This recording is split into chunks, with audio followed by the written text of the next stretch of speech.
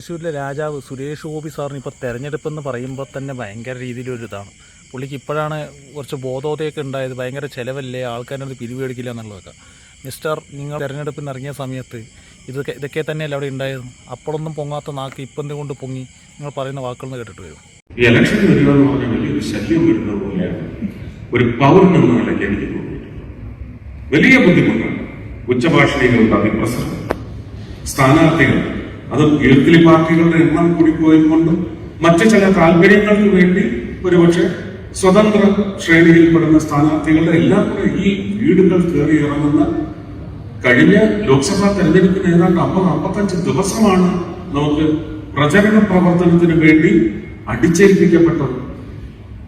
ഇതിനെല്ലാം ചെലവ് ഈ പറയുന്ന 12 പോയിന്റുകളിൽ ഇത് വലിയൊരു ധൂർത്ത്, ഒരുപക്ഷെ നമ്മുടെ രാജ്യത്തിന്റെ വളർച്ചയ്ക്ക് ഉപയോഗിക്കാവുന്ന സമയവും പണവും ഒക്കെ ദുർവ്യയം ചെയ്യപ്പെടുന്നു എന്ന് പറയുന്ന ഡിസ്കഷനിൽ പോയിന്റ്സ് ഒക്കെ ഒരു സൈഡിലുണ്ട്.